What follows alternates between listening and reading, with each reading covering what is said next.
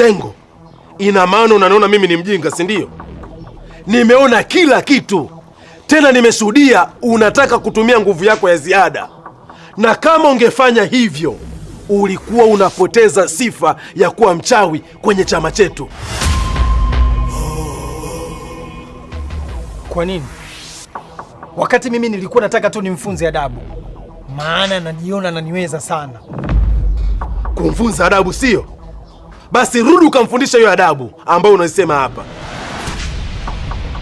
Yule ni mtoto mdogo sana. Na kwangu asumbui. Mimi ndio Simba. Simba la Masimba Sengo. Malaika wa shari. Mfalme wa vita. Yule ni kunguni tu kwangu.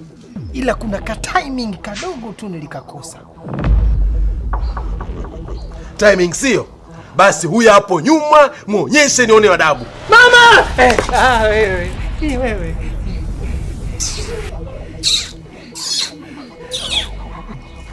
Mdomo mwingi, kamdomo kamekutoka, lakini maajabu huna.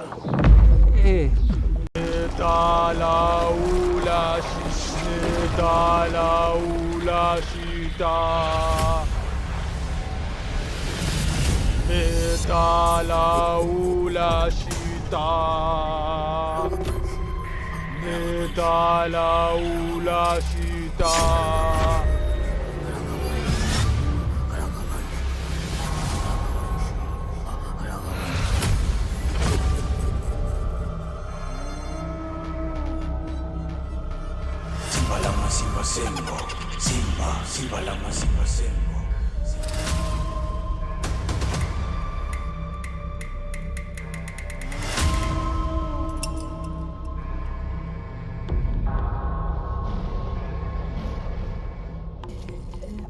Jamani, nisamehe baba, usinizuru. Umefuata nini hapa? Na umeona nini? Nani mimi? Sijaona chochote babangu. Mimi nimetoka huko kukata kuni.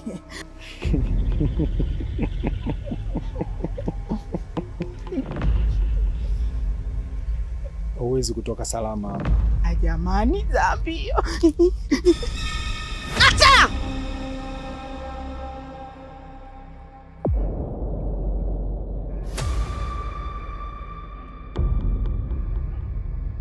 Simba la Masimba Sengo. Simba la Masimba Sengo.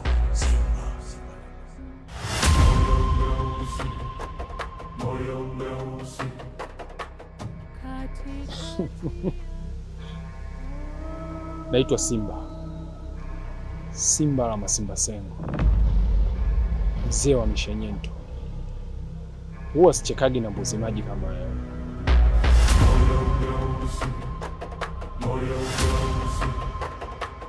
Katikati ya giza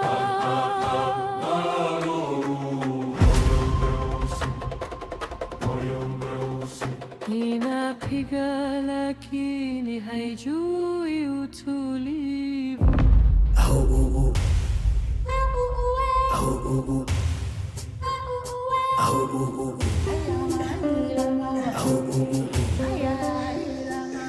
Vipi wewe? Mbona spidi kali sana? Na unaonekana uko na wasiwasi. Bila shaka utakuwa umeharibu huko, eh? Ila nilichokishuhudia huko, we baba wewe, kweli hii dunia kuna watu sio kukaa nao karibu kabisa, mensamboy, ila wana roho mbaya. Ni nani huyo na amefanya nini mpaka uwe na wasiwasi kiasi hicho? Alichokifanya leo shemeji yako makablini. Jamani, yani ni mpwimbwi mtupu. Shemeji yangu yupi unayemzungumzia? Sengo ama Kakoso? Yule mtambi Kakoso aweze wapi akati yule mweupe pe? Hapa namzungumzia mzee wa mishenyento, mzee wa anga kwa anga. Alafu wenzake wanawanga usiku, ila yeye kafanya maajabu mchana kope, hata aibu aoni. Kafanya nini? Unataka kumaanisha kuwa Sengo ni mchawi ama sijakuelewa vizuri? Yaani baba, Papa Bilivu yule ni zaidi ya mchawi, yaani kataka kunyanyua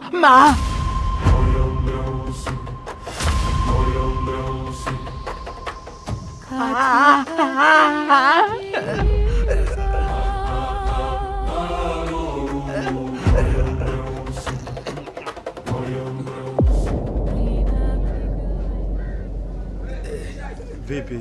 Mbona umesita kuongea na unaonyesha kama umeona mtu? Haya, kimetokea nini makaburini? We baba wewe, naijua hiyo, naijua. Mimi mwenzako napenda kula ugali. Kicheko na lana zangu zote hapa nimekwama baba. Papa Bilivu, uwe na siku njema.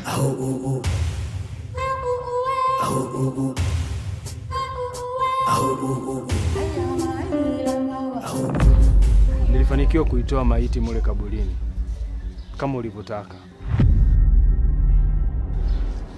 ila kuna kikwazo kidogo kilitokea.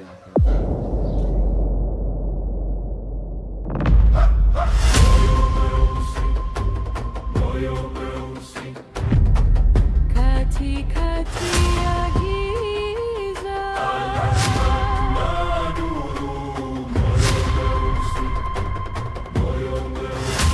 inapiga, lakini haijui utulivu.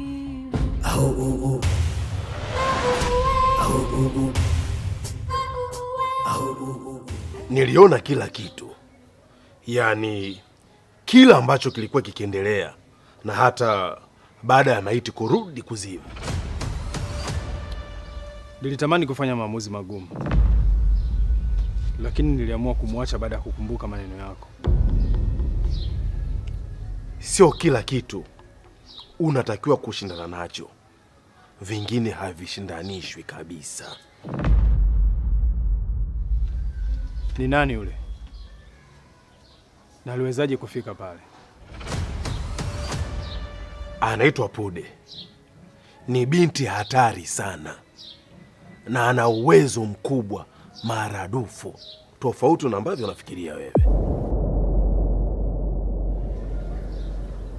Sharara. Basi hao ndo wazuri kukupimana nao uwezo, ili nijue wapi pa kuweka nguvu zangu.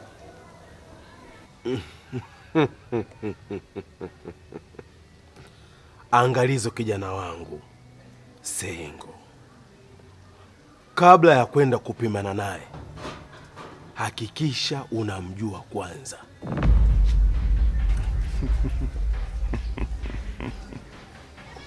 Simba la Masimba Sengo sio muoga kihivyo. Mzee wa mishenyento, malaika wa shari, mfalme wa matatizo. Hakuna kenge yote anaweza kukatiza mbele yangu na akatoka salama. Na muda si mrefu atajua kilichopo ndani yangu.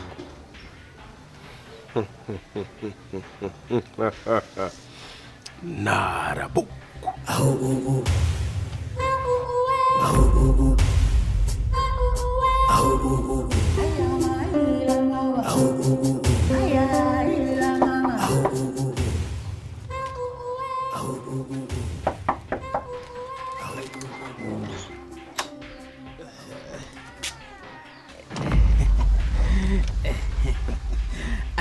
Andundundu, andindindi, andundundu.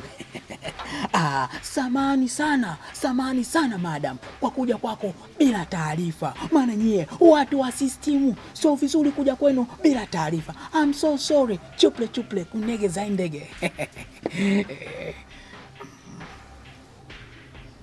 Kuja hapa bila taarifa sio tatizo. Tatizo ni hilo lilokuleta. Hiyo mbaya. Ina maana unajua nini kimenileta, ikiwa hata kuongea sijaongea, alafu umenikwaza. Kwa nini nataka kuongea, unataka kunichamba? Hata gogo sijamaliza kulikata. Kama nisingetokea, huenda muda huu pumzi ya dunia usingekuwa unaivuta. Kaa mbali na yule mtu, ni hatari sana.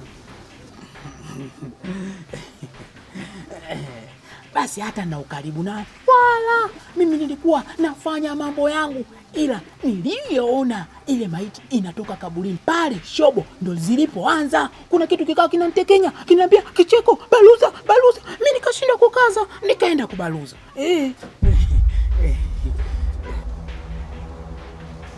Basi acha kufuatilia mambo yao, na hiyo taarifa uliyokuja nayo achana nayo. Nimeshasikia kila walichojadili. Yaani hapo ndo unaponichanganya, unanipa mashaka. Yaani wewe mama wewe, yaani mtu yupo mtaa 7, wewe huku unapata taarifa. Aya, basi sawa, mimi hata nichanganye fito zangu mdogo mdogo. Kicheko na lana. Hapa nachanganya mdogo mdogo kama nyimbo ya Diamond. Mdogo mdogo. Mdogo mdogo.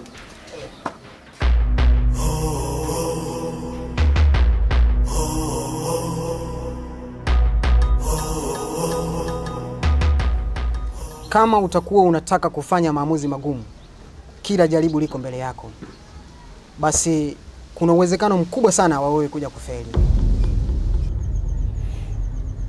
Lemenga, kama nimeweza kufanya jaribio ya kuinua maiti iliyozikwa ardhini, ni nani anaweza kumzuia simba la Masimba Sengo, malaika wa shari? Ni nani huyo? Wewe bado mbichi sana Sengo. Sidhani kama hata mzizi wa kaburi unaojua. Hivyo utulivu unahitajika sana. Mzizi wa kaburi? Ndio upi huo? Na ndio maana nimekwambia utulivu unahitajika sana Sengo, ili upate muda mzuri wa kujifunza mambo. Inaonekana unajua vitu vingi sana kuhusu uchawi. Sana tu, na sio kidogo. Mimi mpaka kufikia hapa nimetumia utulivu mwingi sana katika kujifunza mambo, ila kwako wewe naona inakuwa tofauti kabisa. Asharara. Sengo, napenda kuona watu wakifa kuliko hata kuona watu wakiwa hai na kuendelea kuzaliana. Ni kipi unaweza kuniongezea ili niweze kuishi ndani ya ndoto zangu? Ongeza utulivu na umpe muda mwalimu kumsikiliza na kufuata kile anachokitaka wakati wa mafunzo. Swali langu umeelewa vizuri? Nimekuelewa sana Sengo, ila hicho unachokitaka kwangu sina ruksa wala mamlaka ya kufanya hivyo, na ndio maana nimekwambia hivyo. Asharara. Sawa, ila watu kama nyinyi ni wazuri sana kuwafanyia majaribio.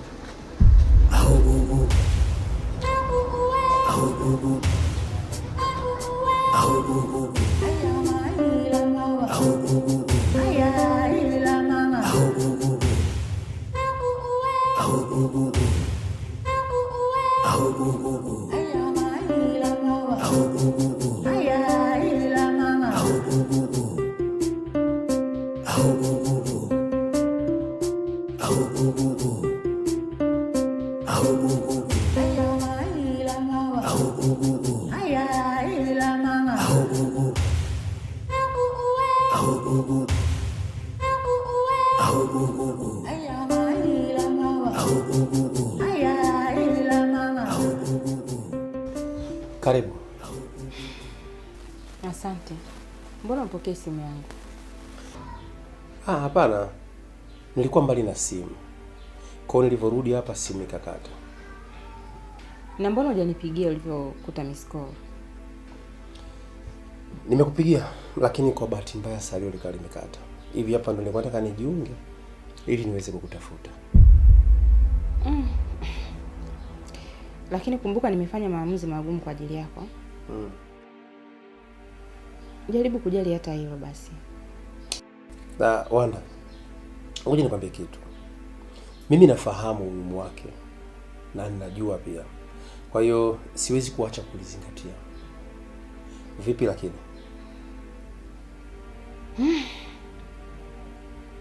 Safi. Lakini Kapela amekuwa kero sana. Yaani hataki kusikia uhusiano wangu mimi na wewe. Kwa nini? Hata sijui, maana hata atoi hata hizo sababu zake za msingi.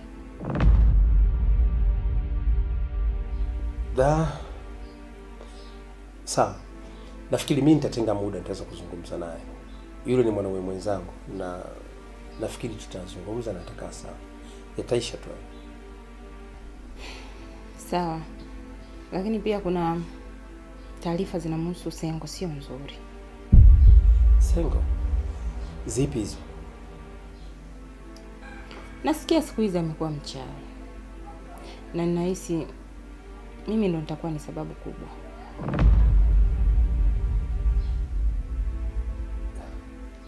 Yaani Sengo amekuwa mchawi?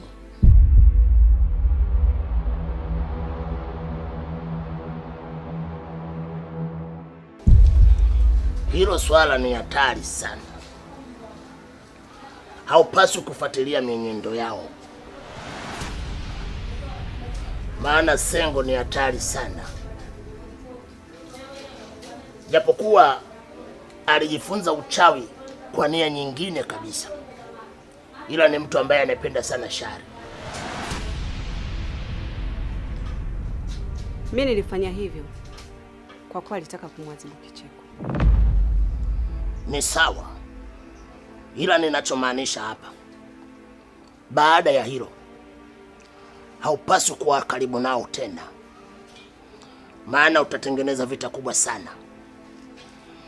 Kwa sababu nikiangalia katika chirolo changu, Sengo ni mtu ambaye anapenda sana shari.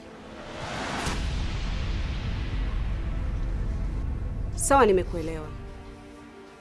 Lakini hauoni kama tukimkalia kimya atawapa adhabu watu wasiokuwa na hatia kwa kila anachotamani kukifikia? Madiradira, kama hatokutana na changamoto ya kuzuiliwa na mtu yeyote yule, anaweza akaleta madhara, lakini iko njia ya kuweza kumzuia.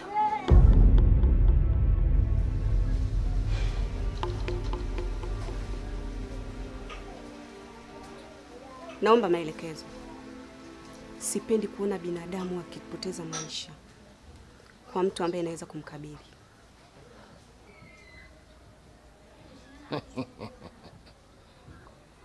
Mwadiradira,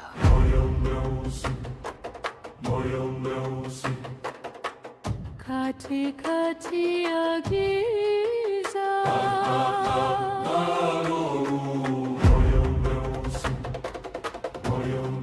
binti, naitwa Simba, Simba la Masimba Sengo, malaika wa shari. Huwa sichekagi na mbuzi maji kama wewe, sokwe mla majani. Kaa mbali na mchezo kabla hajakuwa hatari.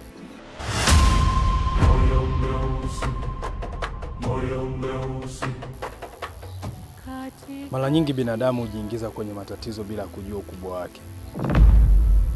Hili tatizo ni kubwa kuliko hata miaka yako. Na kuonya na kusihi, kaa mbali na haya matatizo. We bado ni kinda mdogo. Yaani kama kinda la ng'ombe, basi bado hujaacha maziwa ya mama yako.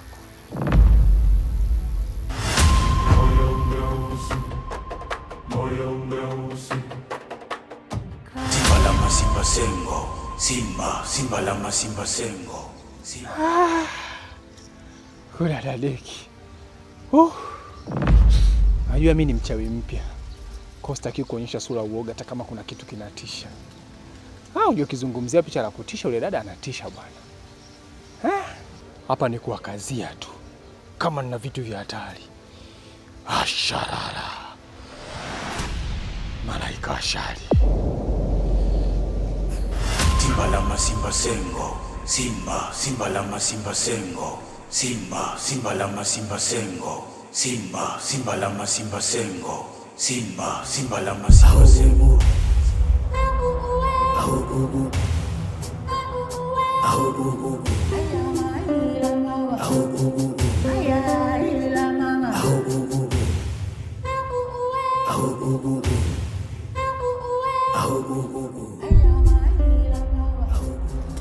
Afadhali nimekutana na wewe hapa bwana shemeji. Hivi kumbe nilichokuwa ninaambiwa ni kweli. Kipi hicho ulichoambiwa? Na ni nani aliyokuambia? Nimepata taarifa kuwa wewe sasa hivi ni mwanga na unakuanga mchana kweupe. Na kwa jinsi ulivovaa, sidhani kama kuna haja ya kusubiri majibu yako. Asharara. Siku zote anachokula samaki aliyopo majini bila kujua chanzo cha chakula hicho huishia kwenye ndoano ya mvuvi. Tayari umekwisha kuanza methali zako. Yaani unaleta methali zako kwenye jambo la serious. Hii haijakaa poa. Ni sawa. Wewe endelea kuamini unachokiamini, kati ulichoambiwa na ulichokisikia.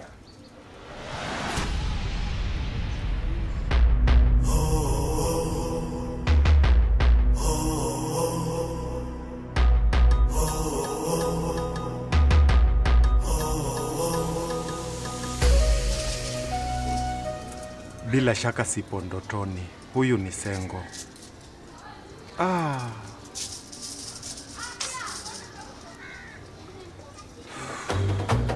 Katikati ya giza.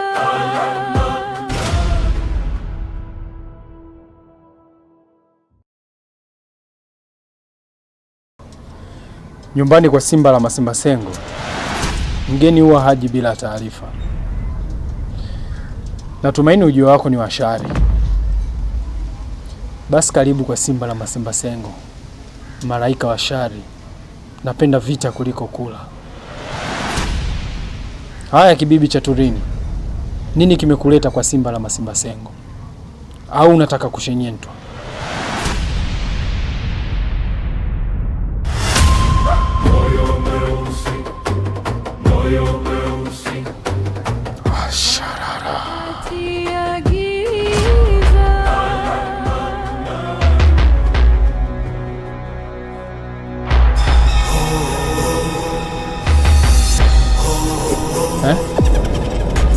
Kibibi cha Turini, kumbe uko serious? Hapana, ushindwe mama!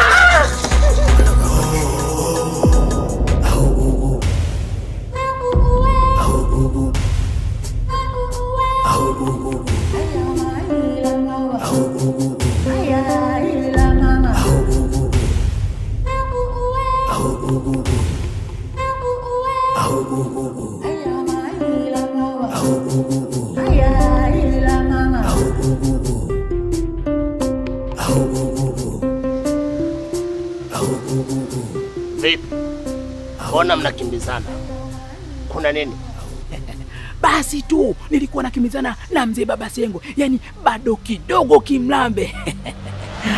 Na kama unavyojua mimi napenda mambo kama haya, kuona hatima yake mimi na enjoy na fly sana.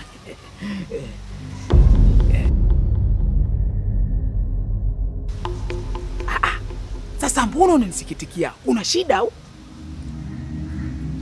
Hakuna shida, ila kama utaendelea na hiyo tabia yako, basi shida itakuwepo. Na siyo shida tu, ni zaidi ya shida. Shida ipi tena hiyo? Maana mwenzako vitu kama hivi napenda. Yaani najikuta na enjoy. Mwenzako napenda kuona mambo hata yasiyonihusu. Yaani mimi najisikia burudani. Si unajua tena Mikala Gold. Madiradira, nisikilize mwanangu, nikwambie, siku zote mtaka yasiyotakwa basi atamtaka yeye. Mayo mbaya hiyo nji. Kicheko na lana. Kudadadeki. Naijua hiyo mimi naijua. Yaani take yapi mimi? Narudi zangu home, sitaki matatizo na mtu. Narudi nyumbani. Nani ataka mpwembwe mimi?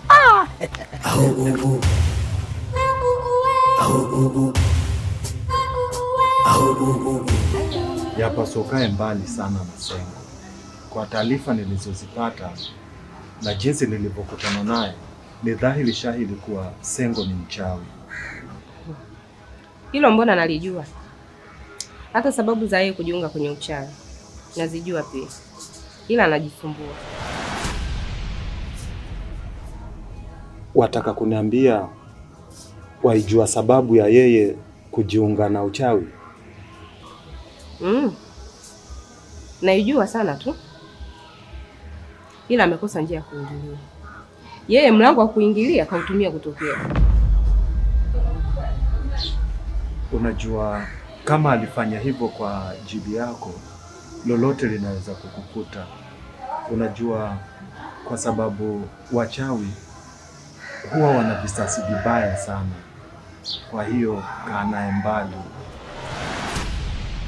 Nikae naye mbali mara ngapi? Mimi sasa hivi sitaki mawasiliano naye ya aina yoyote. Yeye ana maisha yake na mimi na maisha yangu. Basi sawa, ni ujumbe tu nimekufikishia. Sawa, nimekuelewa. Narabuku chizwe, ni mara ngapi nimekuonya, lakini hautaki kunisikia. Mambo akisha kufika huko shingoni unakuja hapa haraka haraka, mbio mbio. Kwa nini? Sio kama yamenishinda, la hasha, ila tu nimeacha baada ya kukumbuka maneno yako kwamba sifai kushindana na kila mtu. Sengo, ina maana unaniona mimi ni mjinga, si ndio? Nimeona kila kitu, tena nimeshuhudia unataka kutumia nguvu yako ya ziada, na kama ungefanya hivyo ulikuwa unapoteza sifa ya kuwa mchawi kwenye chama chetu.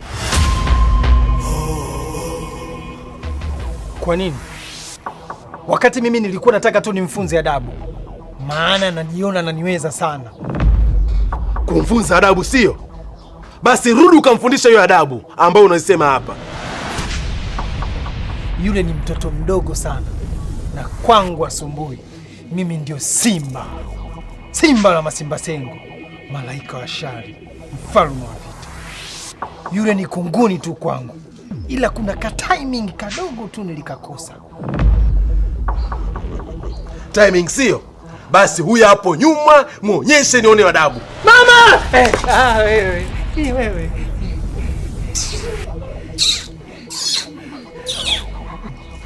Mdomo mwingi, kamdomo kamekutoka, lakini maajabu huna. Tuliza komwe hilo, upate mafunzo ya kinifu. Kwenye uchawi kuna siri kubwa sana, usipozijua hauwezi kuwa fiti. Tunaelewana? Sasa kwa nini sasa usinifunze hizo siri mapema? Nipe hizo siri mapema. Unajua mimi nataka nifanye mshenyento mmoja tu, uwe mfano wa kuigwa, wausimulie kizazi na kizazi. We malaika wa shari, tuulize hilo komwe. Narabu.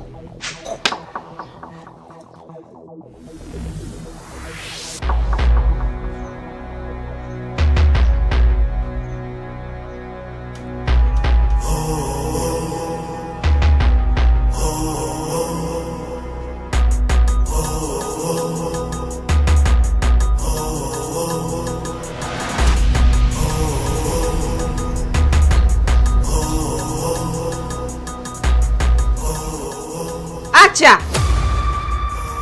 Usiokote hiyo hirizi.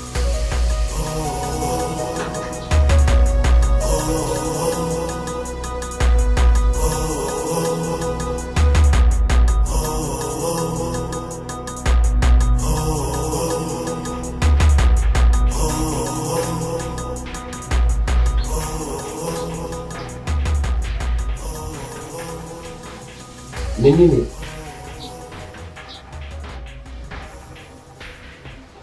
Kakoso,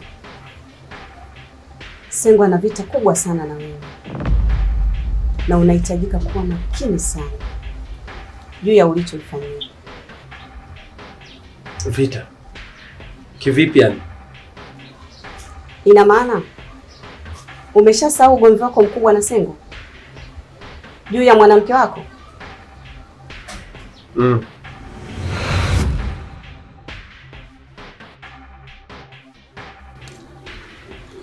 Vipi bro? Mbona tuangalia sana, kuna shida? Wanda, huyu ni nani? Na kwa nini mko hapa? We vipi? Huyu ni mchumba wangu. Na mimi? Na wewe nini?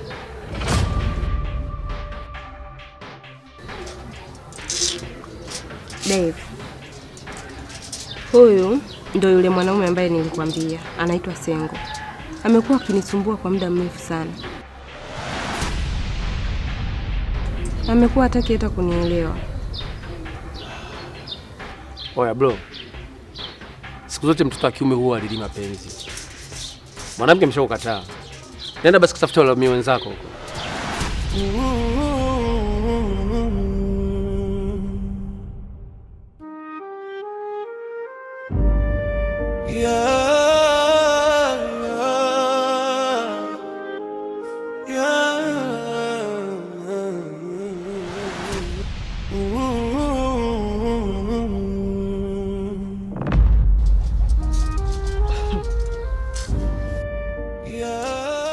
Wanda. Wewe jamaa kwa ulikuwa naye kwenye mahusiano? Ndiyo, alikuwa mpenzi wangu. Ila mimi niliachana naye baada ya kuwa na tabia zake mbaya. Mimi kwa sasa nakupenda wewe.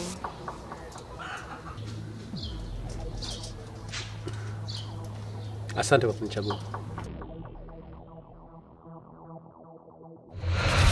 Nimekumbuka. Yupo kwenye kisasi kikubwa sana na wewe. Unatakiwa kuwa makini sana kwa baadhi ya mambo. Ina maana Sengo ameniendea kwa mganga kisa mwanamke wake? Na lengo lake kubwa sasa ni nini juu yako? Sio amekwendea kwa mganga. Sengo kwa sasa ni mchawi.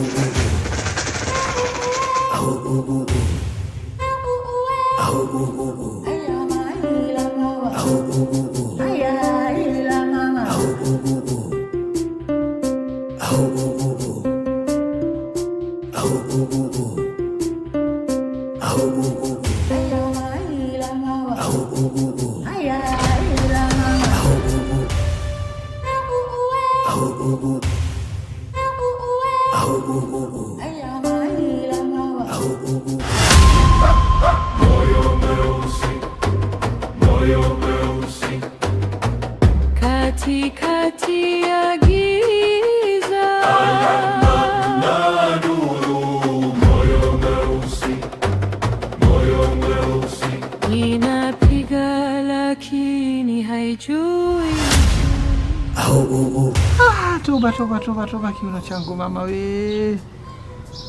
Sharara. Kumbe kuna kenge kaingia ngomani. Basi acha tuicheze anavyotaka.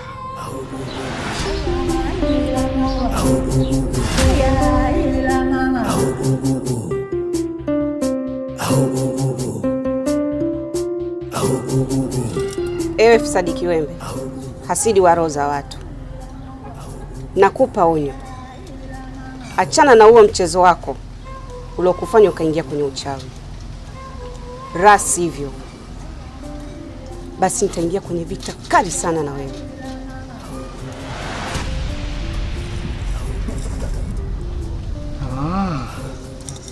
Kumbe ikibibi cha Tulini unijui vizuri eh? Umjui vizuri malaika wa shari.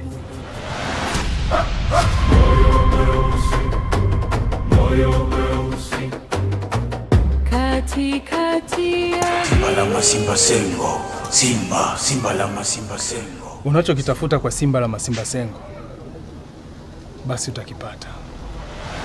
Ngoja nikwambie tu, hii ngoma huwa wachezaji watoto wa kike. Hii ngoma wanacheza watu wenye mikia peke yake. Wewe panya mweusi, sasa kama unataka kujua, Hii ngoma inachezwa na jinsia zote. Ingia kati, uipige, yaani uifumue vile unavyoweza, itoe sauti, kisha utaona jinsi inavyochezwa kisawasawa. We bado mdogo sana, we bado mdogo sana, usijaribu kujidanganya.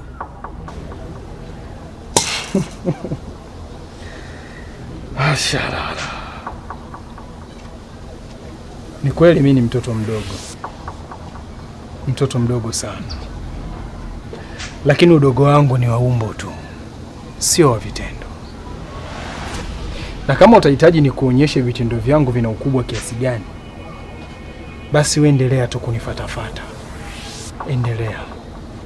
Utamjua vizuri malaika wa shari, simba la masimba sengo. Asharara. Naitwa Pude. Pude ipembelia mbogo ikina bagoloji. Nyanda huku kina na kugolole. Hii ni salamu tu. Taarifa kamili itakujia hivi punde. Na kama umenitukana Kiruga, basi mwenyewe na unitishi mimi kwa Kiruga chako. Endelea tu kumfatafata simba la masimba sengo, utanijua vizuri mimi ni nani.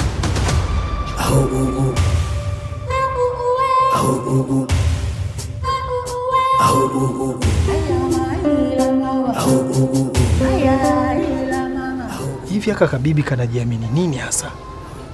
Kanajionaje mpaka kanafuatilia nyendo zangu? Asharara. Huyu nisivyomvalia vizuri kibwebwe huyu atanipanda kichwani na ataharibu mipango yangu yote. Sasa atanijua mimi ni nani. Naitwa Simba la masimba sengo, mzee wa mishenyento, malaika wa shari. Asharara.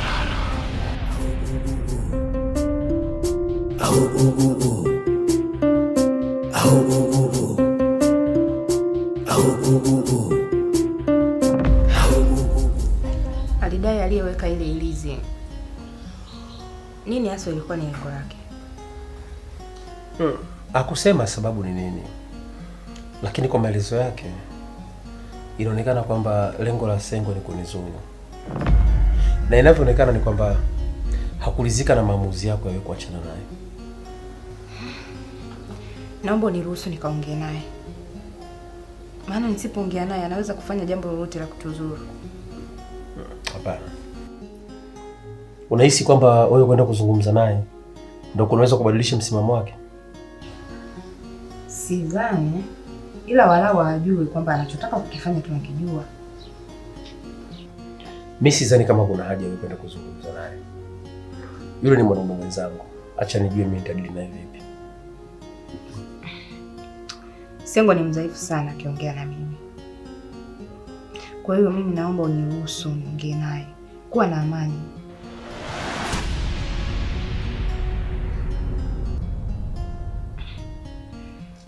Vipi, kwani uniamini?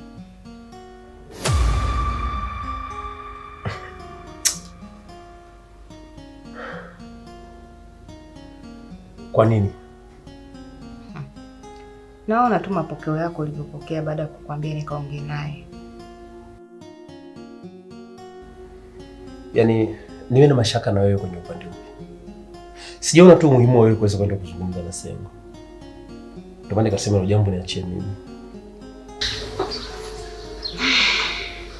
Sawa.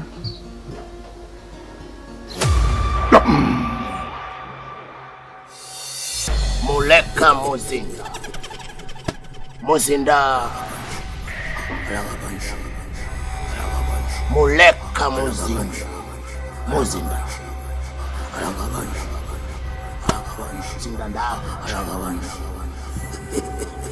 Muleka Muzinda. Muleka Muzinda.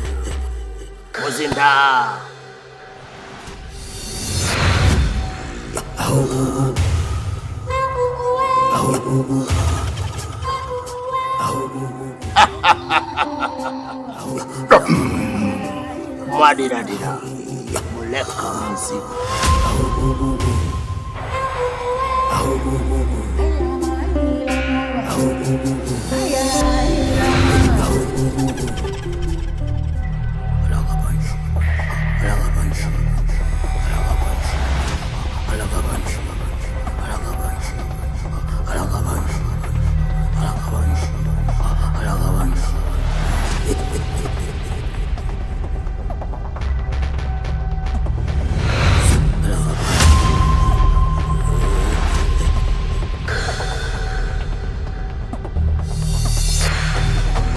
Katikati ya giza. Huyu nimjua mimi au umemwona vibaya? Huyo na sio mara moja, nimemshuhudia mara mbili. Mara ya kwanza alikuwa makabrini, nimemshuhudia. Mimi nikajua umemwona Nawanga, kumbe umemwona makabrini. Sasa ni nani aliyekwambia kwamba mtu akienda makabrini ni mchawi? Sio kaenda makabrini tu, alikuwa anawanga. Laiti ungemuona alichokifanya yule baba. Jamani, mpwimbwi mtupu. Nimeamini kweli uchawi upo. Yaani awange na umuone. Ikiwa mchawi anaweza kuanga hata hapa tulipo na tusimuone. Wewe umemwonaje kama sio mchawi mwenzio? Nani? Mimi? We jamani, we mama wewe. Mimi na uchawi wapi na wapi? Yule baba nimemshuhudia kwa macho yangu. Anafufua maiti. Nimemwona kabisa hivi. Tu eyes contact. Nimemwona. Maiti? Alafu kaipeleka wapi? Hapo. Ukimwona tu mwamba, unajua leo kazi ipo.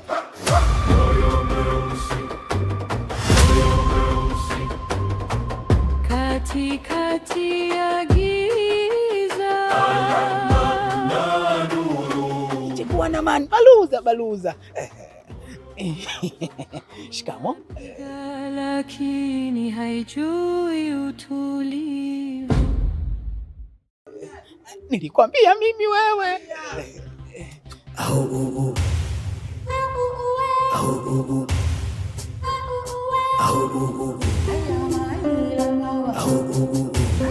Muleka muzinda.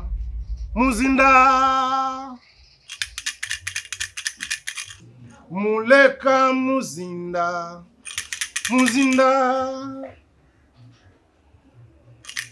Muleka muzinda. Muleka muzinda.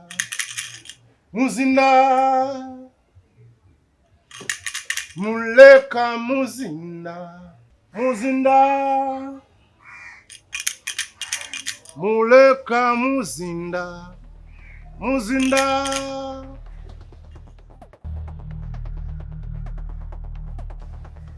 Mwanangu, najua una hari ya kusaidia watu,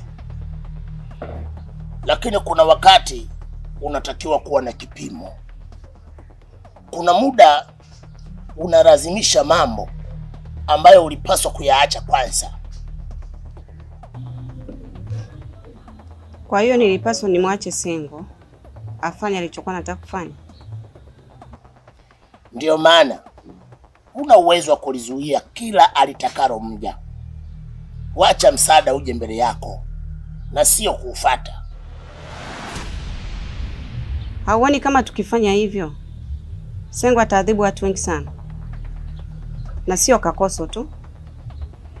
Sengo moyo wake ushakuwa mweusi. Mwadiradira, nalijua hilo. Moyo wake Sengo umeshakuwa mweusi toka pale alipokabidhiwa kibuyu cha kichawi. Anatamani sana kuona watu wakipata shida kuliko kuwa na afya. Nini kilinikuta? Maana nilihisi na nguvu za ajabu sana nikiwa barabarani.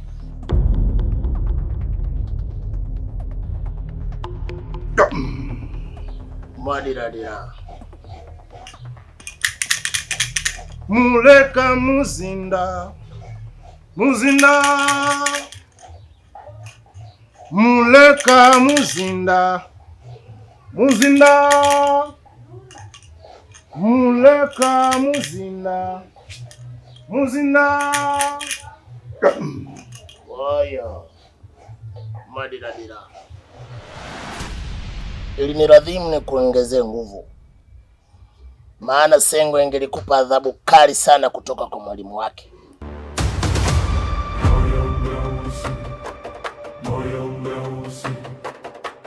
Katikati ya giza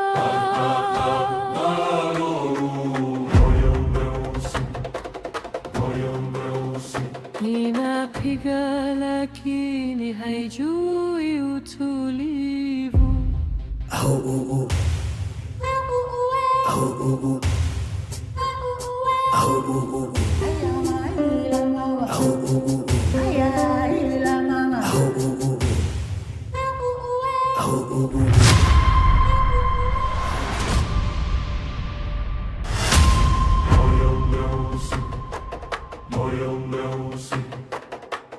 Katikati ya giza Mazwazwa. Sengo, kwa nini umekuwa sio msikivu kwa vitu vyenye hatari zaidi kwako? Na mbona lengo lililokuleta sio ile ambalo unalifanya? Pudi amekuwa akitegua mitego yangu ninayoitega juu ya Kakoso. Wewe unafikiri ningefanya nini? Kwa nini usingetoa taarifa ili nijue mimi ni nini ambacho unaweza ukafanya? Wakati mwingine nahitaji kujipima uwezo. Naamini kwenye kushindwa ndipo mafanikio yalipo, lakini nikitanguliza kushinda naweza kujikuta na feli zaidi.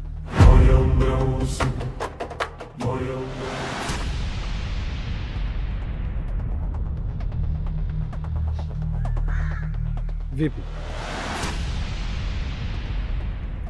Huku ulikuja kufanya nini? Hali ya kuwa nimeshakwambia hii ni sehemu maalum ya kujifunzia nguvu zako, na mwanzo ulishakuja kufanya hivyo. Nahitaji kujua mzizi wa kaburi ni nini?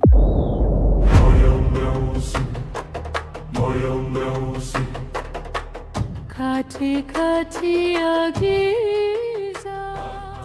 Vipi? Mbona umeshtushwa na mimi baada ya kutaja mzizi wa kaburi?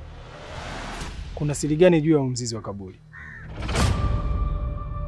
Ni nani ambaye amekwambia kuhusu mzizi wa kaburi?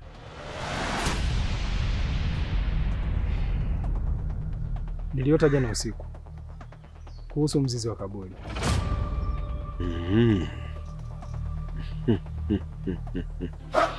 Moyo mweusi, moyo mweusi, katikati ya giza na nuru.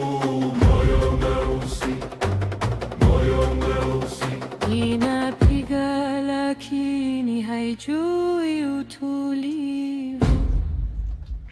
Wasengo, afadhali leo nimeonana na wewe. Hivi Sengo, wewe katika maisha yako huwa haujui ukatana na mwanamke. Wanda hakutaki, lakini wewe unaendelea kulazimisha. Shida yako nini hasa?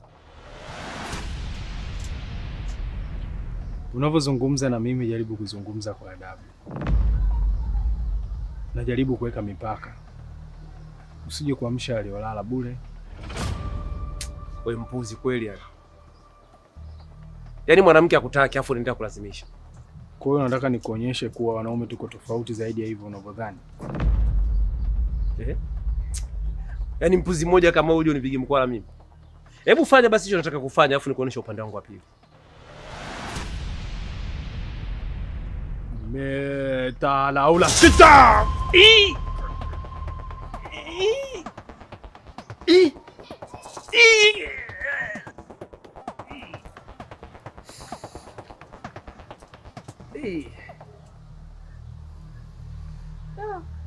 Vipi? Unauonaje huo mshenyeto? Sengo basi. Naumia. Sengo basi. Vipi? Umeona utofauti wa wanaume? Na umeona wanaume tunazungumzaje? Ni bora. Acha kuimba taarabu. Basi Sengo. Kenge. Sasa siku nyingine jaribu kuwa na nidhamu. Sio kila siku ni Ijumaa. Watu tuna roho mbaya. Msalimie Wanda. Mwambie malaika wa shari anamsalimia.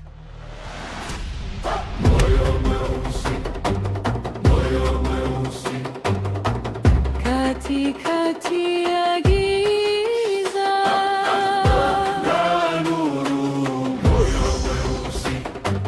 moyo mweusi inapiga lakini haijui utulivu.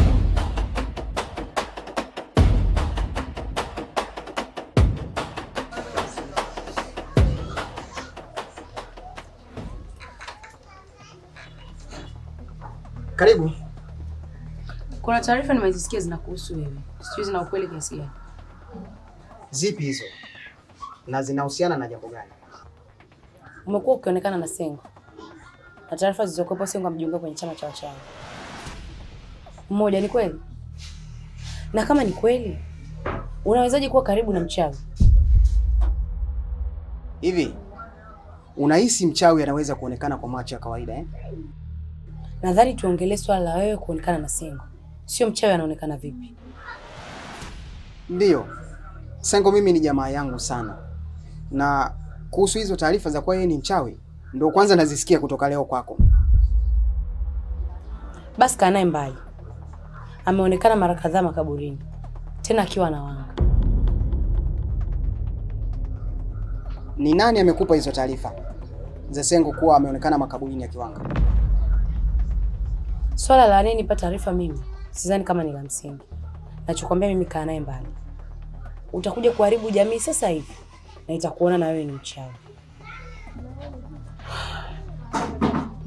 Basi sawa.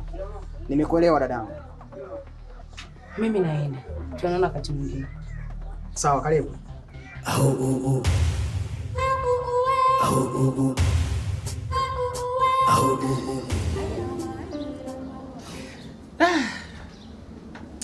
Sengo.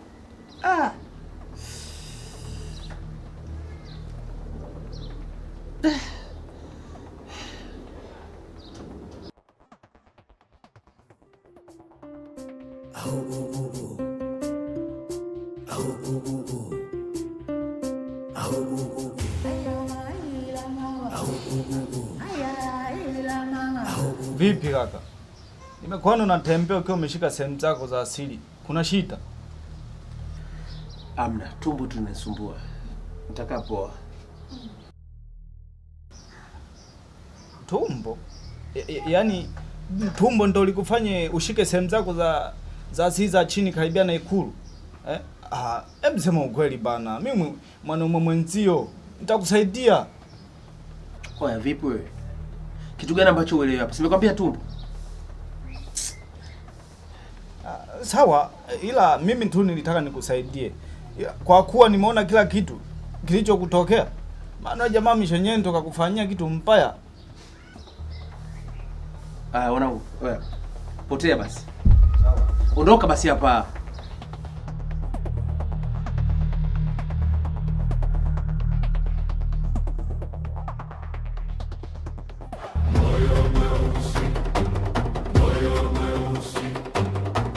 Katikati ya giza na nuru, moyo mweusi inapiga lakini haijui utulivu.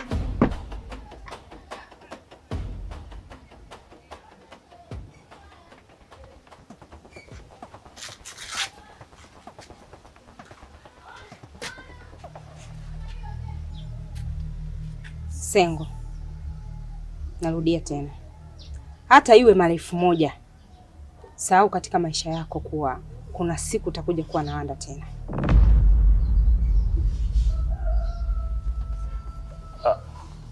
Lakini Wanda, mimi sina kosa lolote. sina kosa kabisa. Nakupenda na chochote ambacho nitakifanya ni kwa sababu yako, unajua.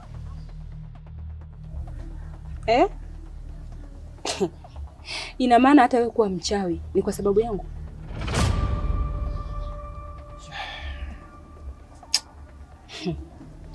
Ulidhani itakuwa siri? Ninajua kila kitu. Hata ungekuwa malaika, kuachana na hiyo kuwa mchawi, mimi nisingeweza kuwa na wewe tena. Kaa mbali na maisha yangu. Wanda, nani amekwambia mimi ni mchawi? Mimi sio mchawi, na hata huo uchawi wenyewe si ujui upoje. Nakuomba Wanda, nakupenda sana, unajua. Nakupenda leo, kila siku za maisha yangu. Pole sana Sengo. Kama ulidhani wewe kuwa mchawi ndio itakuwa njia rahisi ya kuwa na mimi, sahau. Labda kama utanifanya msukule, niishi humo ndani kwako kama zezeta. Hapana, usifikie huko mpenzi. Mimi siwezi kufanya kitu kama hicho. Nakupenda. Mimi sitaki kuwa mbaya kwenye jamii kwa sababu ya penzi lako. Sijawahi kupenda kama hivyo, Wanda. Jua nakupenda na hisia zangu zinateseka kwa sababu yako, Wanda. Nielewe.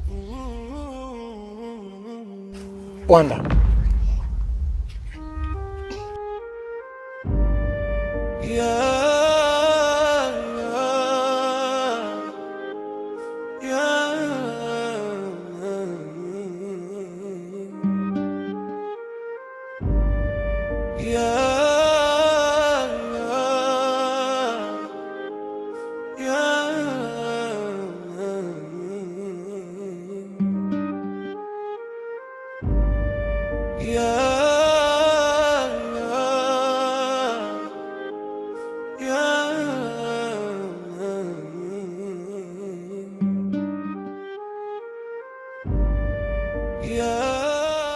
Yaani afadhali nimekutana na wewe. Yaani leo alichofanywa kakosa upana wako na Sengo. Aya, mtaa mzima ule unajua. Sengo? Sengo akafanya nini? Nilikuwa natembea nje panda zangu kule, nikamkuta Sengo na Kakoso wakiwa wanapishana. Sasa Kakoso akana mkolomea Sengo. Saka ya amsha leo kwa amelala, ndio kikamkuta kile. Bado unaongea kwa mafumbo. Hebu niweke wazi. Kamfanya nini? Ni kama kafanywa uchawi. Yaani sehemu zake za asili kazichukua. Na sidhani kama Kakoso na sehemu zake za asili pale. Maana kila nikimuuliza ukweli, hataki kuniambia.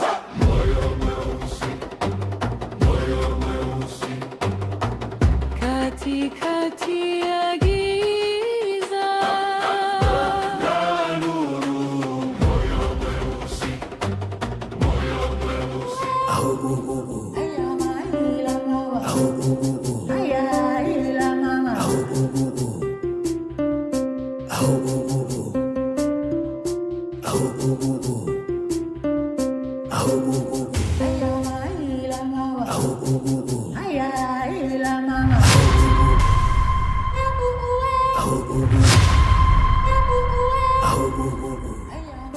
Kuna kitu unapaswa kukifanya kwa sasa, kabla hali haijabadilika kuwa mbaya kwako. Kipi kinaweza kunitokea baada ya hili? Sengo ameshaanza hatua ya pili, na safari hii haitokuwa juu yako peke yako. Hatua gani? Na mbona unaliongelea kiwepesi kiasi hicho? Kwa sababu upo katikati ya vita ambayo hukuianzisha, lakini inaweza kukuua.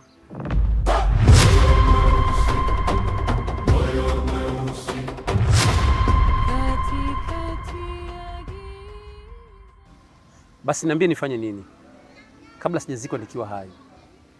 Maana inavyoonekana Sengo ni mtu hatari sana, tofauti na nilivyokuwa namchukulia.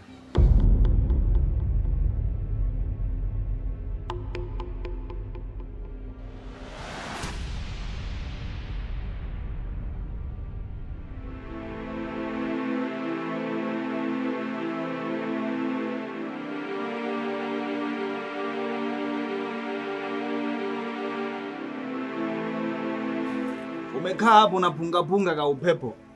Ya, karibu baba. Asante. Sasa ndugu yangu Lemenga, kwa nilichokishuhudia Sengo akimfanyia Kakoso, inasikitisha sana. Mimi nilikuwa naomba nikushauri kitu kimoja. Naomba ukae naye mbali sana, maana siku si nyingi na wewe utaitwa mchawi, maana Sengo mchawi.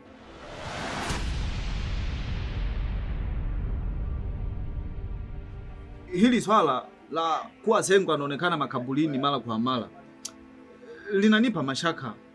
Inaonekana hapa kuna siri kubwa sana imejificha. Mashaka yapi hayo? Na kwa nini nikupe mashaka? Ikiwa kama atakuwa anaenda kwa ajili ya sababu zake binafsi. Kwanza, kwa hili Sengo aliyomfanyia Kakoso, na swala la kwenda makaburini, huoni kama watu watakutizama kwa mtazamo tofauti? Hofu ya watu ndiyo chakula cha wachawi. Kwa hiyo nikae kimya au? Kukaa kimya sio udhaifu, ni maandalizi ya kujikinga na mambo ya watu.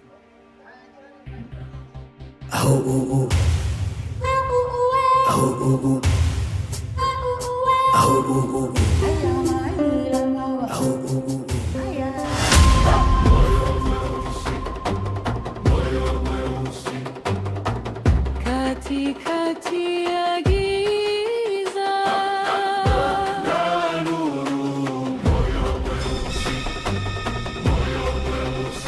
inapiga lakini haijui utulivu.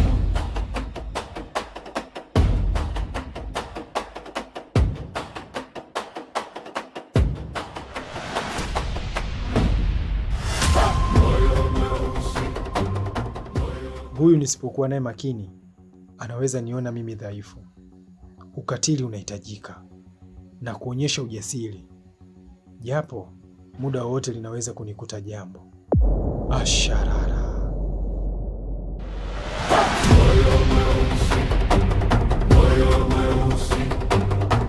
Katikati ya giza. Pude, kibibi cha Tulini, kishangingi cha Mwanza.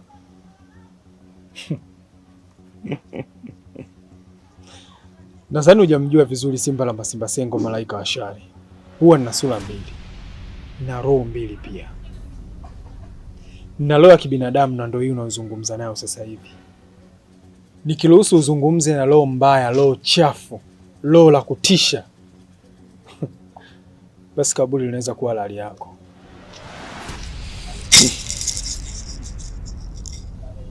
Pude binti yangu, nikikuangalia na kuona dhaifu sana, na kuona bado kinda. Nikisema nikupe adhabu, naona nitaikosea Jamhuri ya Muungano wa Wachawi. Nitakupa adhabu ambayo itabaki kuwa historia kizazi na kizazi. Mji mzima huwa kanishangaa.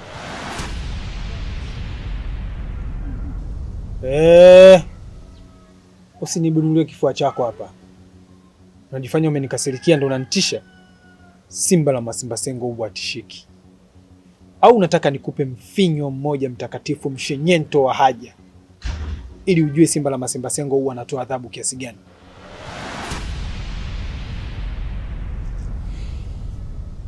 Wewe bado binti sana. Chunga sana usikutane na mimi kwenye njia moja.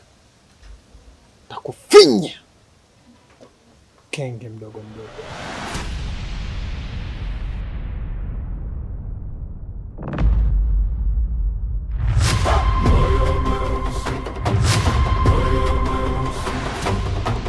Katikati ya Ataniua kwa pressure huyu. Anaangalia, ngoja. Simba la Masimba Sengo. Simba la Masimba Sengo. Sengo, punguza kamdomo. Yini binti atateteleki, atishiki, kanuna tu, minuno ho. Shemuuna nuna una bude unanuna nuna. Kuna siku litanikuta jambo hivi, nitauponza. kudadadeki. Sharara. Lakini nikikutana naye nikumkazia, siku nikiwini na mshenyento mmoja na niogopa.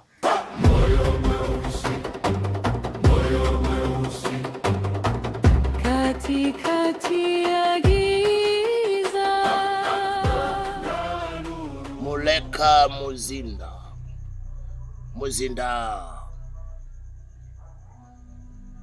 Muleka Muzinda, Muzinda. Waya madiradira.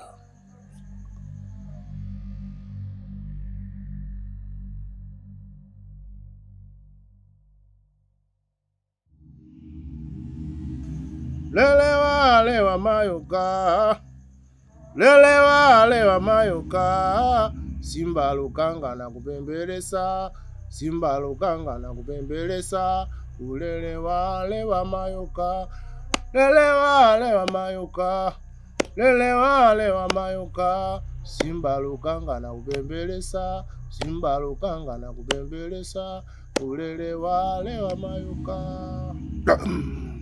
Waya. Pude. Leo nitakuonyesha sehemu ndogo ya kile unachokikabili.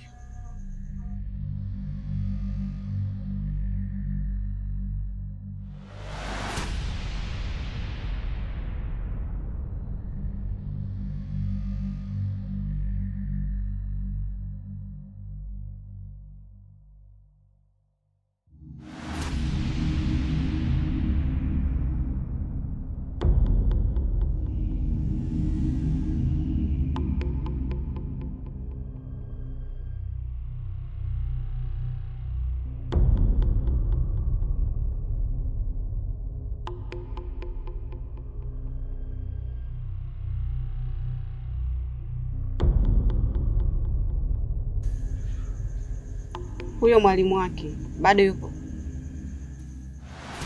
Yupo. Na bado anaonekana na nia ya kuendelea kumfunza uchawi Sengo. Mkuu, basi vita hii haiwezi kuisha kwa maneno. Itabidi nikabiliane naye kwa vitendo. Lakini ni hatari zaidi, hasa ukizingatia hatujui nguvu za mwalimu wake zikoje.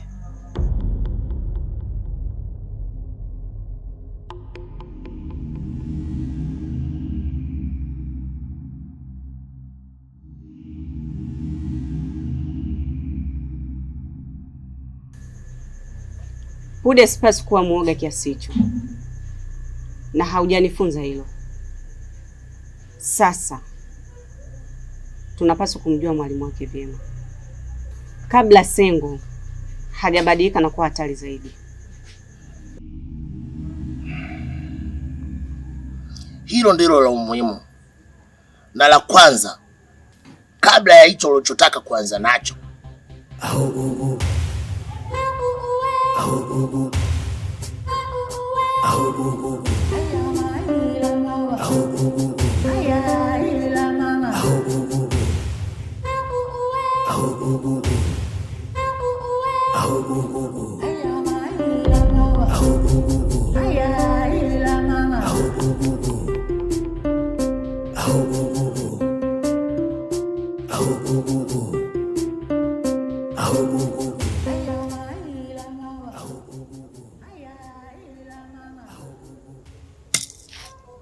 Sharara. Nani ameingia humu? Ulikimbilia kutaka kuujua mzizi wa kaburi kabla ya wakati.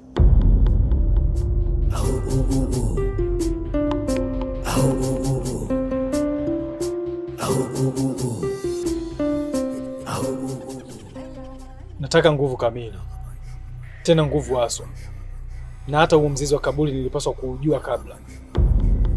Basi jiandae kulipa gharama kama utataka kujua mambo mengi kabla ya muda, na kama upo tayari kwa hilo, basi fikisha ombi lako kwa mkuu wako. Sharara. Niko tayari kuilipa gharama, lakini sio kukosa nguvu. nahitaji nguvu. Tena nguvu haswa. Asharara.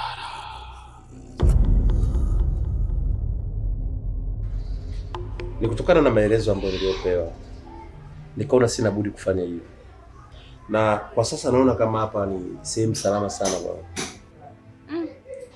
Kama kweli ni mchawi, basi bado hautaweza kumkimbia Sengo. Mchawi ni kama upepo. Ni kweli, lakini hilo itakuwa ni baada ya hili ambalo nililofanya.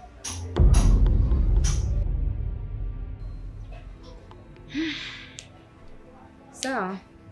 Pia nilisikia Sengo alichokufanyia. Vipi hali yako kwa sasa?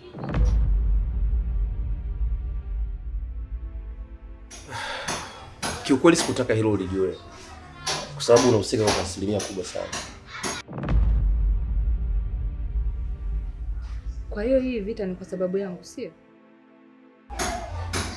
Panda.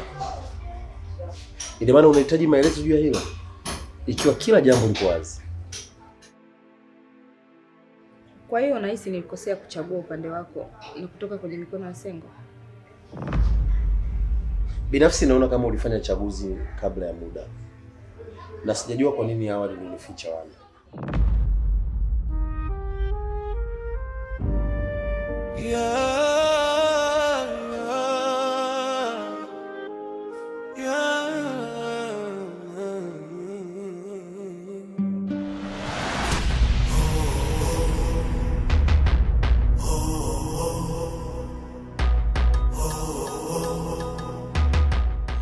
Leo sitakuja kama mgeni, nitakuja kama mpinzani.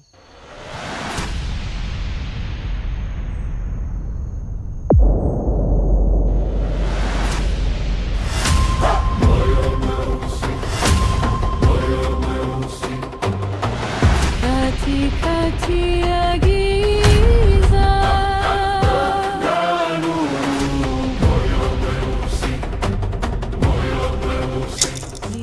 Asharara. Nilikuwa nasubiria siku kama ya leo kwa hamu sana.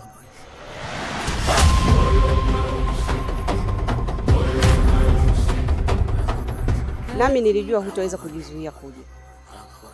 Sengo. Sengo. Sengo. Nimekuita mara 3. Hutaweza tazama kivuli chako ikiwa utakipa mgongo. Acha kuniimbia taarabu kibibi cha Tulini. Tulia nikushenyeni.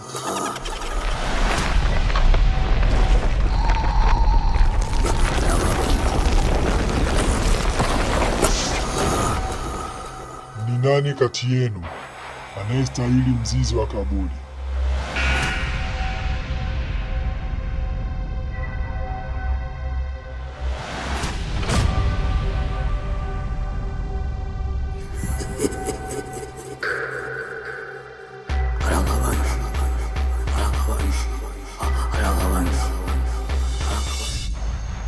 Mzizi wa kaburi, hauwezi kunisalau.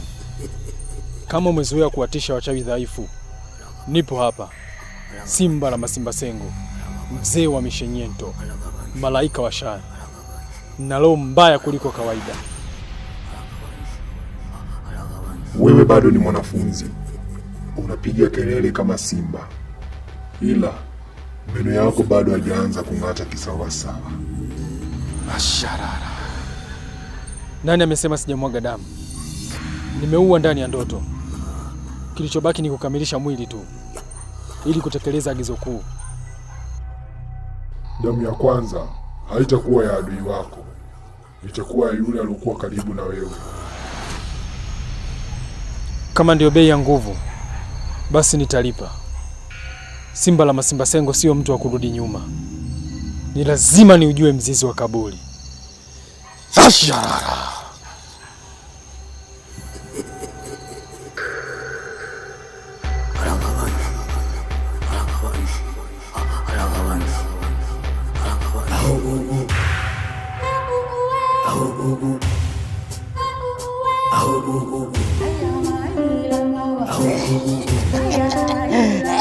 Hey, Asma wewe. afadhali nimekutana na wewe. Nataka nikwambie kwa siri. Sengo akwenda makabini kwa ajili ya matambiko ya mzimu. Sengo alikwenda makabini kwa ajili ya kuomba ruhusa ya kutaka kujua mzizi wa kaburi. Na kama akijua yule baba yani ni mpwimbwi mtupu, tutakuwa tulali, hatuendi chooni kukata gogo. Ruhusa ya kujua mzizi wa kaburi ndio nini? Acha tu nikupashe, najua ujui mengi. Sengo anataka kuwa na uwezo wa kuua bila kuulizwa maswali. Yani wewe unavyomfahamu sivyo alivyo. Ila ujui uso wake wa pili. Yani yule baba yule ukimwona, kuna muda unamwona handsome boy, ila kuna muda akibadilika anakuwa mzee wa mishenyento. Anashenyenta huyo, hatari. Mimi bado sijakuelewa, unamaanisha nini yani? Abuju, subiri habari mama la mama, alafu mambo mazuri hayataki haraka. Mimi nipo naye kila kona, yani hapa paka nijue nini hatima ya uchawi alioamua kujifundisha. Wenzio anajifundisha vitu vizuri, yeye anajifundisha uchawi. Sasa kumbe ushajua Sengo ni hatari kiasi hicho. Wewe uone kama kuna hatari mbele yako na unataka kuyajua yote hayo ili iweje baba wewe? Mimi bwana, nikipata habari za watu zikiganda koni, basi kuna muda na koni napata joto. Nasikia vina nyemvo unaniambia kicheko baluza, mimi na baluza tu. Na kitu usichokijua, mimi napenda habari za watu kuliko za kwangu. Yani kuna muda huwezi amini, hadi najiuliza, hivi kicheko ndo nani? Kicheko nani? Yani sijijui jinsi ninavyopenda habari za watu. Sasa basi, siku zako zinahesabika. Yani muda sio mrefu tunakulia ubobo wa kisomo. Upo. Sasa wewe endelea. Chokonyo hayo yasiyokuhusu.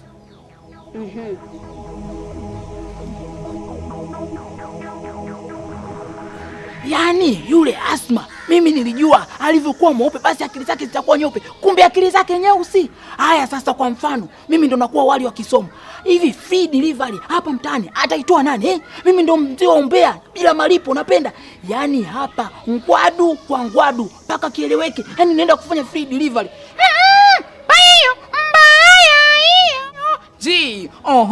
Kicheko no. Abuju. Hapa naenda kusambaza umbea.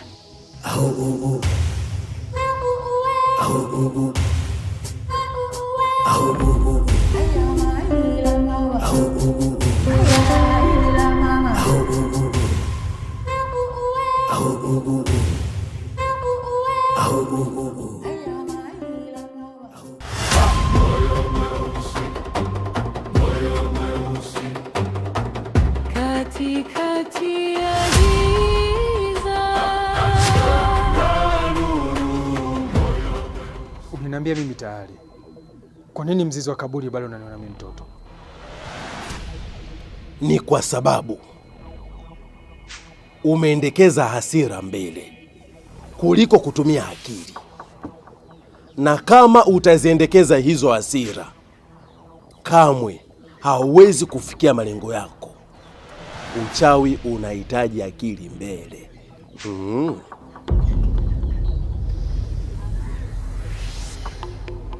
Hasira ndo zimenifanya nifike hapa.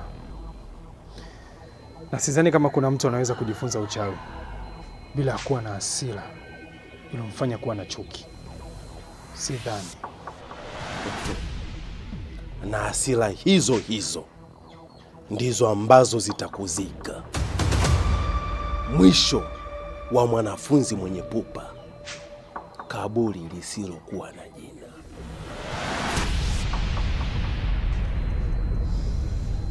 Asharara. Wewe kimekushinda nini mpaka mimi unaniogopesha hivyo? Na ni madhara yapi ulikutana nao wakati unajifunza uchawi? Nilishindwa kumtii mwalimu wangu. Nilijiona bora. Nilijiona mimi ni mwamba ambaye naweza kufanya kila kitu chini ya hili jua, na ndio wewe na kuona unavyoenda kukosea kama ambavyo nilikosea mimi Sengo. Na kama ningeweza kumsikiliza mwalimu wangu, basi leo mimi ningekuwa mchawi mkubwa, mchawi mwenye nguvu, ambaye hata wewe usingeweza kunisogelea wala hata kusikia harufu yangu.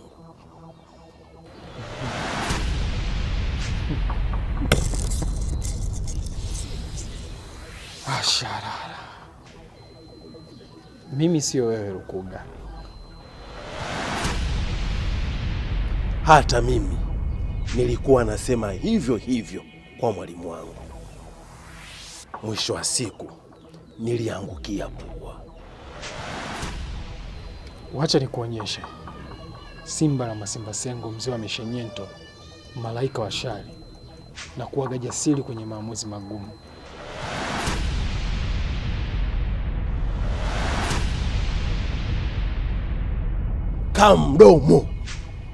Kamdomo Sengo, uchawi una siri kubwa sana kwenye kukua, na ili ukue ni lazima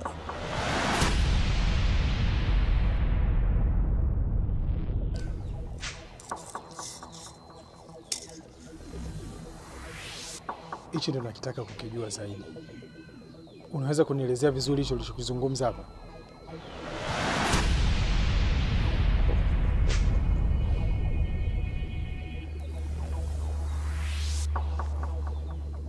Narabu.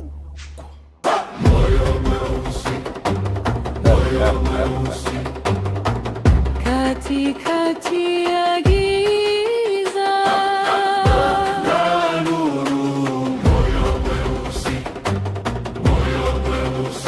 inapiga, lakini haijui utulivu.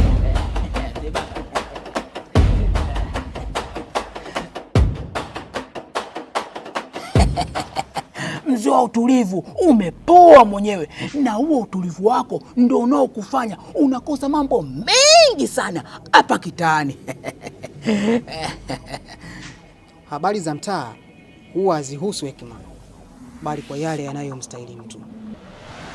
Hivyo lolote la mtaa utakalolipata, basi jua mimi sikupaswa kabisa kulijua. Lakini yanayoendelea mtaani yanakuhusu mzee baba, na watu wanavyosema mwalimu wa Sengo yupo karibu sana kuliko anavyodhani. Na Sengo anataka kujua siri ya mzizi wa kaburi. Yaani unapenda kuingilia vitu visiomuhusu, kujua mambo yasiomuhusu. Habari mbaya huwa mwenye kuibeba, hivyo kuwa makini sana na unachokiongea. Wewe hapa ngwadu kwa ngwadu, hapa free delivery kwa kwenda mbele. Wazungu wanasema no stop. Vipi mzee baba, nimekuacha hapo wewe kwenye bulu, mimi niko taliani. Wewe. Kuna vifo ambavyo husababishwa na watu na vifo wanavyojisababishia watu wenyewe. Hivyo basi una haki ya kuchagua aina gani ya kifo unachokitaka wewe. Ukimya huwa wengi zaidi. Mimi kukaa kimya bado sana mzee baba. Eti kicheko awe na jambo akae kimya. Wewe, hiyo sawa. Labda niwe naumwa mahututi, niko hospitali, ndio naweza nikakaa kimya. Hivi na siumwi nikae kimya wewe. Lakini mzee baba, bado sijasema jina. Uwe na siku njema.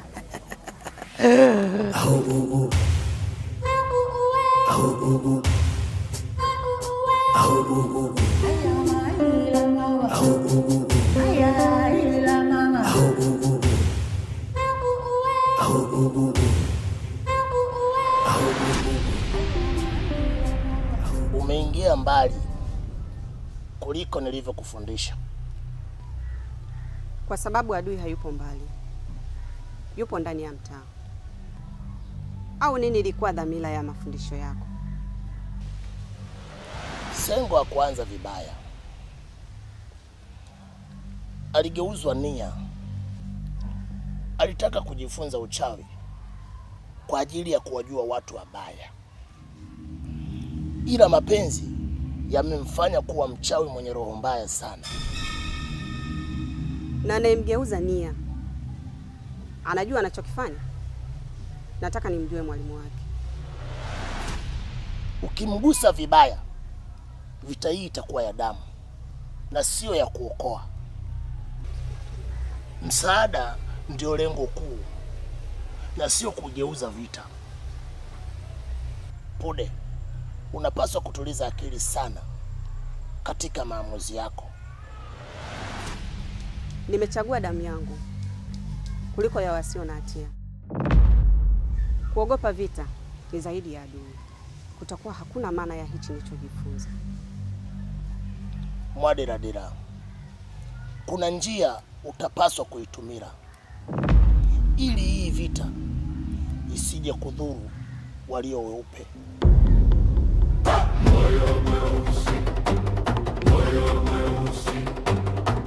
Katikati ya giza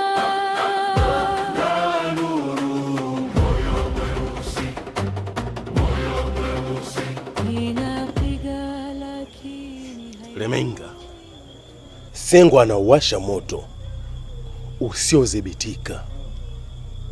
Tunafanyaje katika hili?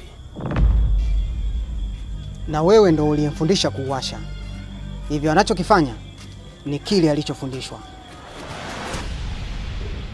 Lemenga, nimemfundisha Sengo nidhamu, nimemfundisha heshima na hekima, nimemfundisha kuutumia uchawi vyema. Sijamfundisha mauaji mimi. Hivyo basi unatakiwa uwe na mipaka na heshima na maneno yako kwangu. Uchawi hauchagui matumizi, uchagua mwenye moyo mweusi. Na hilo unalijua. Hata awali nilikwambia kwamba Sengo ana moyo mweusi, na sio mweusi peke yake, ni zaidi ya kiza cha kaburi.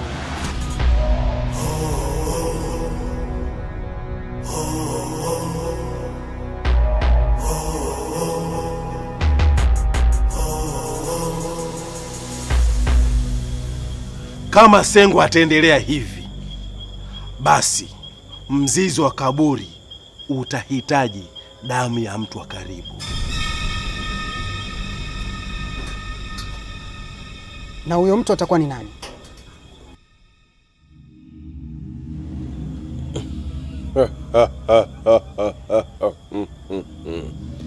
Narabuku.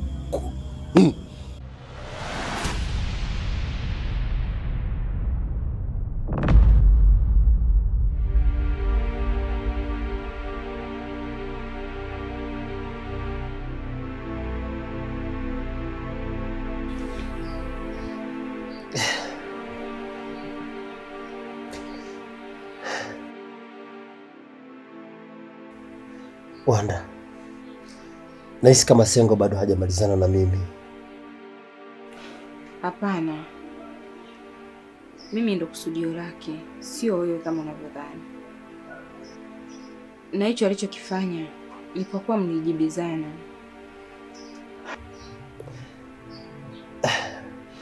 Na hilo ndo linalofanya niogope zaidi. Ina maana nitaishi kwa kumwogopa Sengo kwa sababu ya maamuzi yako? Kama nitakuwa sadaka yake katika kutimiza hilo, basi atafanikiwa. Sengo ni binadamu kama binadamu wengine. Kilichoongezeka kwake ni roho nyeusi tu. Wanda, unahisi kama akishakuwa hivyo kuna mtu yote atakayeweza kumzuia azima yake juu ya kile anachotaka kukifanya kwangu au kwa mtu yoyote? Na ndio maana kuna wachawi na waganga. Waganga siku zote wapo kwa ajili ya kuwasaidia watu. Ni sawa, lakini pia kuna watu wanaenda kwa waganga kwa ajili ya kuwaroga watu wasifanikiwe, na wengine kwa ajili ya kuadhibu. Hapana, kuna mganga na mchawi. Mganga siku zote huwa harogi wala kumdhuru mtu. Kazi ya mganga ni kutatua changamoto za watu. Naomba ukae mbali na mpango wa Sengo, kwa sababu Sidhani kama Sengo kuingia katika uchawi ni kwa sababu yako tu. Maisha atakuwa na agenda nyingine ya siri.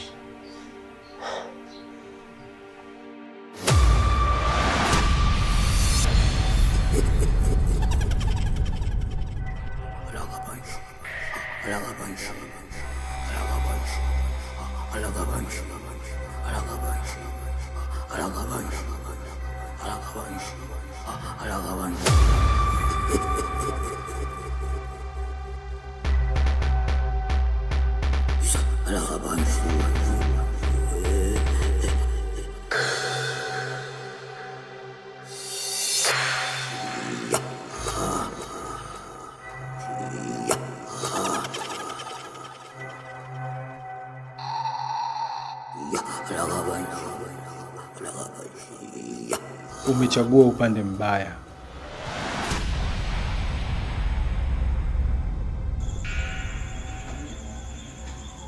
Nimechagua upande wa walio hai, tena wenye haki ya kuishi. Basi jiandae kuona watu wakifa bila hatia. Baada ya uwepo wangu, idadi ya makaburi itaongezeka kwa kasi sana. Bashara.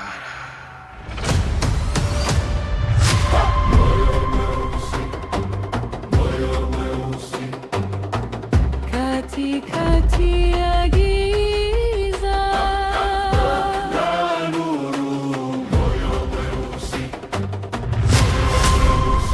inapiga lakini haijui utulivu.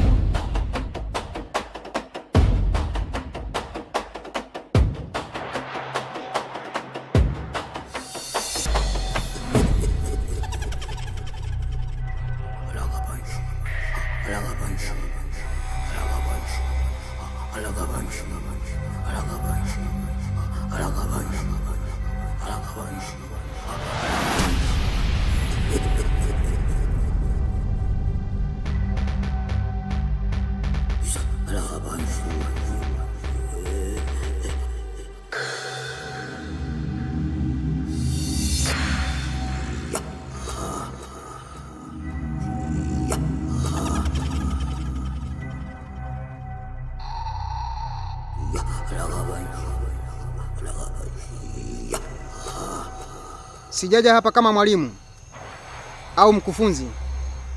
Nimekuja kama mdaiwa.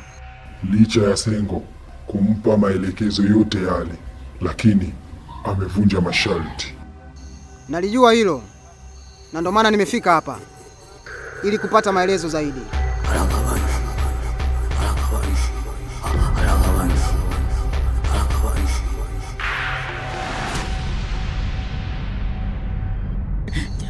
Jamani, leo siku damu yangu inamwagika. Jamani, kicheko umefuata nini huku? Umbe utaniua mimi. Leo hapa ngwadu nakufa mimi.